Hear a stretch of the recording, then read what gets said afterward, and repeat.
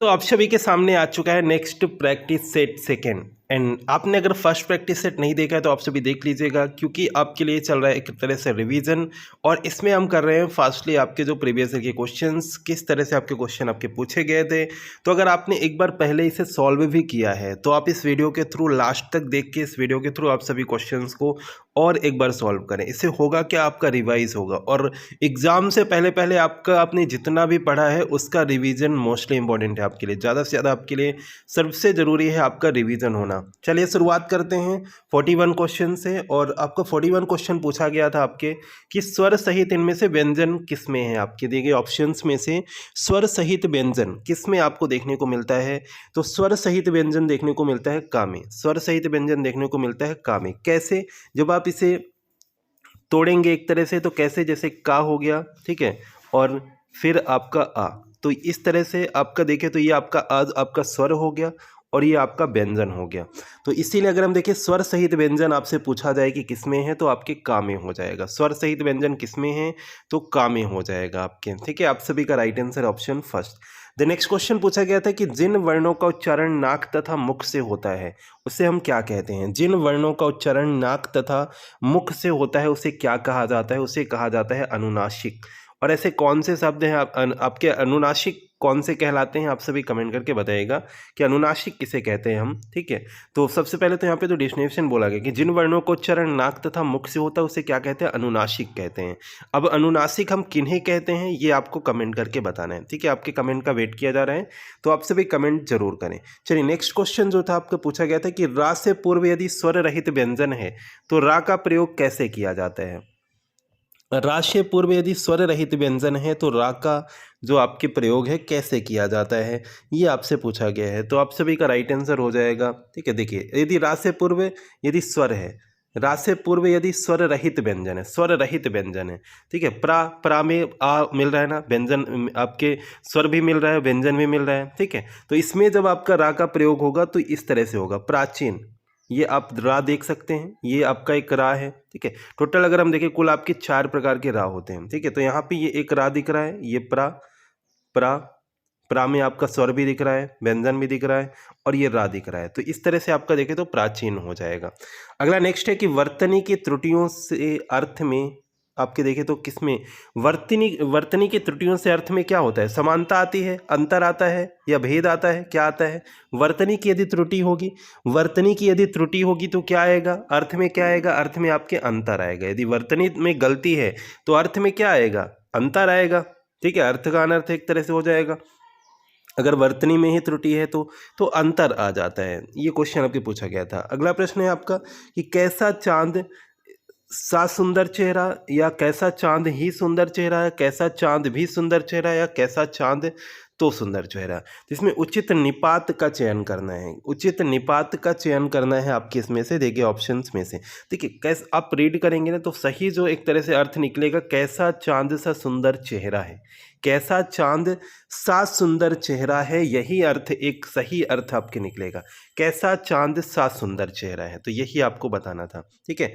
Next question पूछा गया था कि बाण का पर्यायवाची निम्न में से कौन सा है। बाण का पर्यायवाची निम्न में से कौन सा है, आपको ये यहाँ पे बताना है। तो बाण का पर्यायवाची तीर, तीर आपके देखें तो बाण का पर्यायवाची हो जाएगा, ठीक है। नेक्स्ट क्वेश्चन आपका है जिसकी 4 भुजाएं हों उसके लिए एक शब्द इनमें से कौन सा है। जिसकी 4 भुजाएं हों, जिसकी 4 भुजाएं हों इसके लिए कौन सा एक शब्द हो जाएगा। तो बहुभुज तो होगा नहीं, बहुभुज में तो बहुत सी भुजाएं हो जाएंगी, पर सही जो अर्थ एक निकले जैसे कि 4 भुज है, ठीक है। चतुर्भुज, चतुर्भुज अगर हम देखें, चतुर्भुज आपका हो जाएगा जिसकी 4 भुजाएं हों, ठीक है। जिसकी 4 भुजाएं हों उसके लिए एक शब्द क्या हो जाएगा, चतुर्भुज हो जाएगा आपके, जिसकी 4 भुजाएं हों, ठीक है। नेक्स्ट आपके पूछा गया था कि लौट कर आया हुआ के लिए एक शब्द निम्न में से कौन सा है।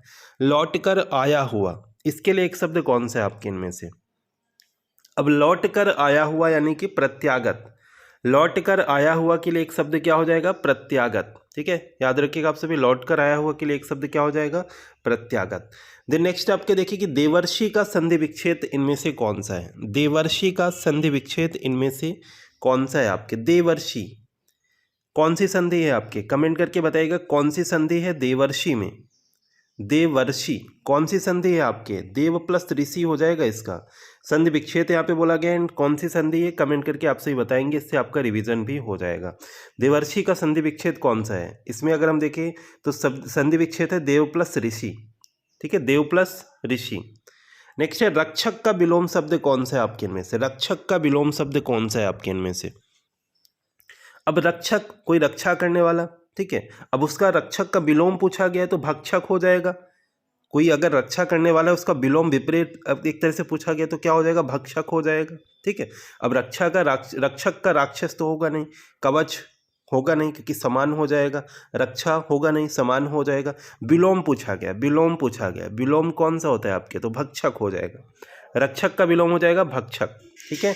नेक्स्ट है ती प्रत्यय से बना शब्द इनमें से कौन सा है? तो इस तरह से क्वेश्चन आपके पूछे गए थे, पटवारी के सभी क्वेश्चन बता रहा हूँ आप सभी को। तो इनमें से ती प्रत्यय से बना कौन सा शब्द है आपका? ती प्रत्यय से बना कौन सा शब्द है? ती प्रत्यय, प्रत्यय उपसर्ग क्या हो जाएगा? प्रत्यय पूछा गया शक्ति, शक्ति प्रत्यय बोला गया है शक्ति हो जाएगा, ठीक है, प्रत्यय बोला गया है शक्ति हो जाएगा आपके, ती प्रत्यय से बना शब्द।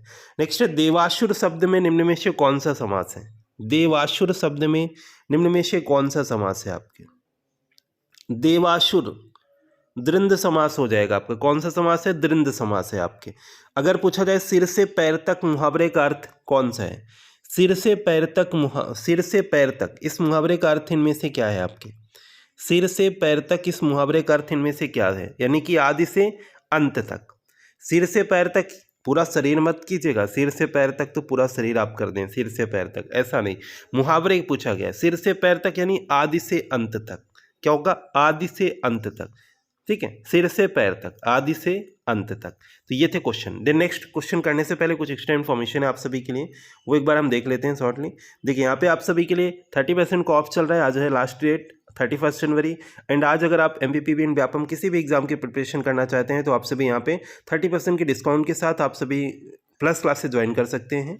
यहाँ पे देखिए तो MPPSC के सब्सक्रिप्शन पे भी, और आप देखिए तो MPPB एंड व्यापम के सब्सक्रिप्शन पे भी, एनी कैटेगरी एनी एग्जाम किसी भी एग्जाम की आप प्रिपरेशन कर रहे हैं, आपके फ्रेंड्स कोई सर्कल पे कोई प्रिपरेशन करना चाहता है अनअकैडमी के थ्रू, तो MP एग्जाम्स 10 कोड अप्लाई कीजिए, 30% का डिस्काउंट आपको मिलने वाला है केवल आज के लिए, 31 जनवरी के लिए आपको ये मिलने वाला है, ठीक है। तो आप सभी प्लस क्लासेस ज्वाइन कीजिए, प्रिपेयर कीजिए, गवर्नमेंट जॉब आप सभी पा सकते हैं। चलिए नेक्स्ट क्वेश्चन पूछा गया था कि शासन का शुद्ध रूप निम्न में से कौन सा है? शासन का शुद्ध रूप इनमें से कौन सा है आपके? देखिए ऑप्शंस में से, देखिए शासन क्या इस तरह से लिखते हैं, शासन ये भी गलत हो जाएगा, शासन ये भी गलत हो जाएगा, शासन ये भी गलत हो जाएगा। देखिए शासन कैसे लिखते हैं? शासन आपका बड़ा शाह आएगा, फिर ये आपका आएगा शासन, ऐसे लिखते हैं शासन। तो आपका राइट आंसर क्या होगा? ऑप्शन बी हो जाएगा, ठीक है। चलिए नेक्स्ट है हर मानव को मुक्त, क्वेश्चन क्या है कि हम मानव को मुक्त करेंगे यदि विधान हमारा है, भारतवर्ष हमारा है, यह हिंदुस्तान हमारा है। इनमें से कौन सा रस है आपकी? कौन सा रस? एक बार पढ़ के खुद से पढ़िए। हम मानव को मुक्त करेंगे, यह विधान हमारा है, भारतवर्ष हमारा है, यह हिंदुस्तान हमारा है। कैसा भाव आ रहा है आपके इसे रीड करने पर? कैसा भाव आ रहा है इसे रीड करने पर? वीरता का भाव आ रहा है। कैसा जोश आ रहा है आपके अंदर? वीरता का भाव आ रहा है, ठीक है। तो आपका राइट आंसर क्या हो जाएगा? ऑप्शन सी हो जाएगा।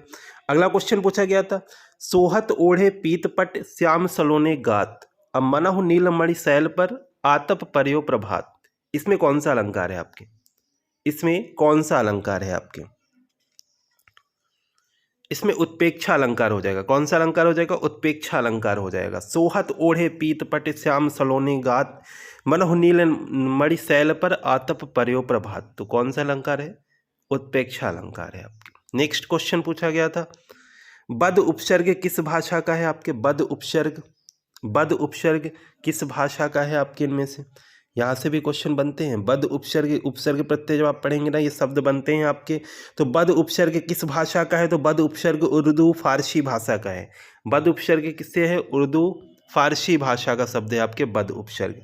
नेक्स्ट क्वेश्चन पूछा गया था नीचे दी गई पंक्ति में कौन सा अलंकार है? मेखलाकार पर्वत अपार, सहस्त्र दुग्र झुमन सुमन फाड़ा अवलोक रहा था, बार बार निज जल में निज महाकार। इसमें कौन सा अलंकार है आपके इनमें से? रूपक अलंकार हो जाएगा। कौन सा अलंकार है? रूपक अलंकार हो जाएगा आपके इसमें। कौन सा अलंकार है? रूपक अलंकार। तो अच्छे से आप सभी इनको कीजिएगा क्योंकि इनसे क्वेश्चन आपके बनेंगे ही बनेंगे। स्थायी भाव के साथी होते हैं, स्थायी भाव के साथी कौन होते हैं आपके? स्थायी भाव के साथी होते हैं संचारी भाव। स्थायी भाव के साथी होते हैं संचारी भाव।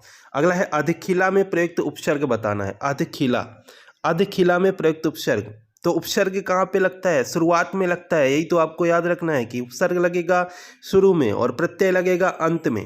प्रत्यय लगेगा अंत में। पूछा गया है उपसर्ग, उपसर्ग कहाँ पे लगेगा? शुरू में लगेगा। ऐसा मत कीजिएगा उपसर्ग पूछा जाए तो प्रत्यय कर दें, ऐसा नहीं करना है। उपसर्ग पूछा जाए तो आपका शुरुआत में लगेगा। अध उपसर्ग है, अधिखिला अध उपसर्ग है आपका। ठीक है, तो ये थे आपके सेकेंड सब्जेक्ट जो आपके हिंदी के क्वेश्चन आपके पूछे गए थे।